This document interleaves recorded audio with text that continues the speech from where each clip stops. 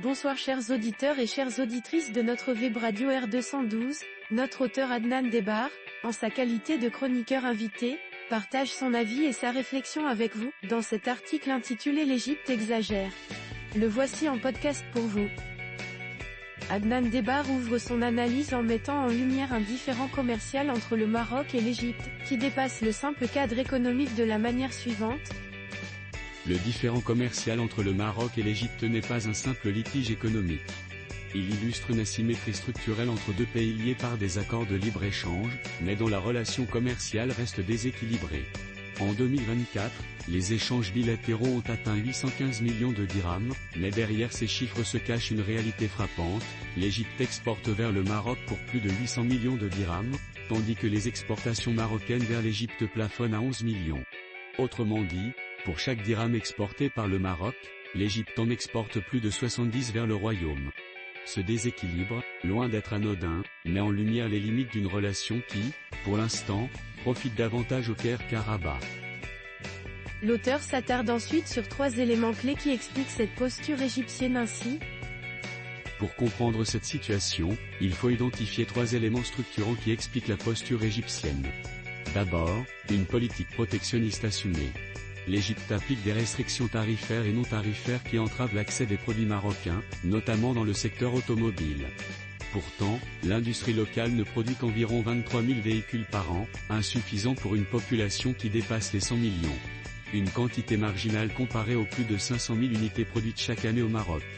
Officiellement, ces mesures visent à protéger une industrie naissante et à gérer les réserves en devises étrangères.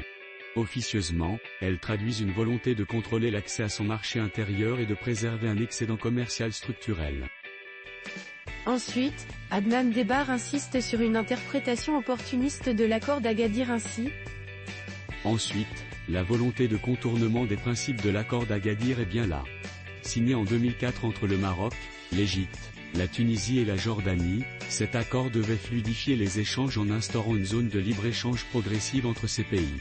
Mais au lieu de jouer le jeu de l'intégration économique, l'Égypte a souvent privilégié une lecture opportuniste de l'accord, profitant de l'ouverture marocaine sans offrir de réciprocité réelle.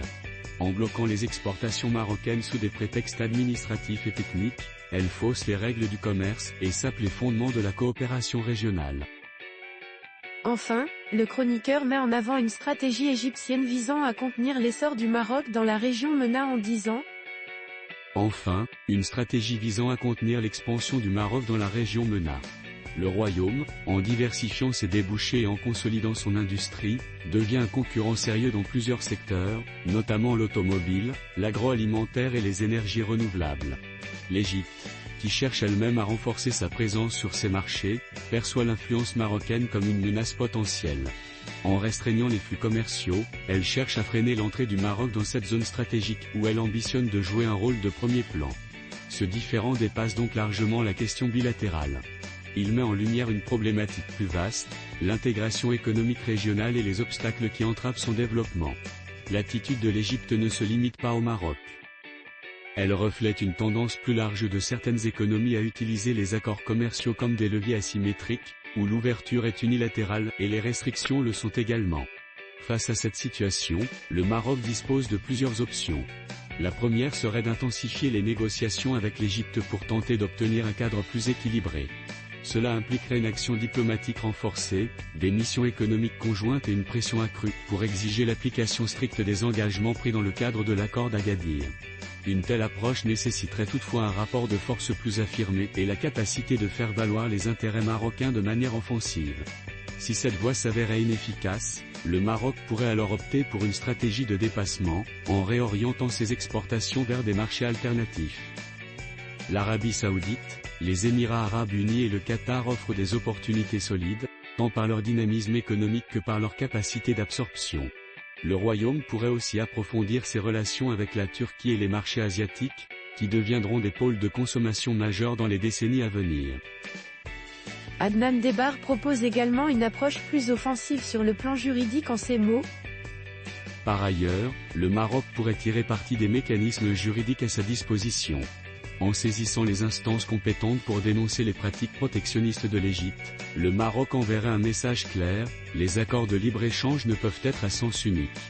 Une telle démarche permettrait également de tester la solidité des mécanismes de régulation dans la région et de mettre à l'épreuve la volonté réelle des États à respecter leurs engagements commerciaux. Enfin, ce différend pourrait être utilisé comme un levier diplomatique plus large au sein de la ZLECAf et subsidiaire au sein de l'Union africaine.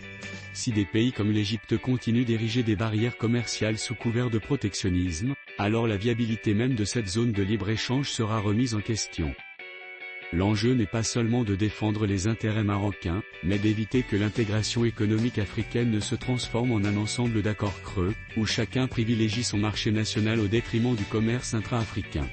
Le Maroc se trouve donc face à un choix stratégique, soit chercher à rééquilibrer sa relation avec l'Égypte par des négociations plus musclées, soit diversifier ses débouchés pour éviter une dépendance à un marché dont l'accès reste incertain. Une chose est certaine, conclut Adnan Debbar. Ce qui est certain, c'est que le statu quo ne peut plus durer.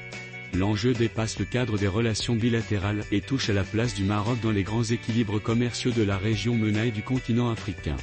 Dans un monde où les alliances économiques se recomposent, le Maroc doit s'adapter, innover et anticiper. C'est à cette condition qu'il pourra transformer ses défis en opportunités et consolider son positionnement sur la scène régionale et internationale. Chers auditeurs de la Web Radio R212, merci d'avoir été à l'écoute de ce podcast, et d'avoir partagé avec nous ce moment d'échange et de réflexion. Votre fidélité et votre engagement sont notre plus belle récompense. On se dit à très bientôt, si vous le voulez bien. Avec toute notre gratitude, l'équipe de R212.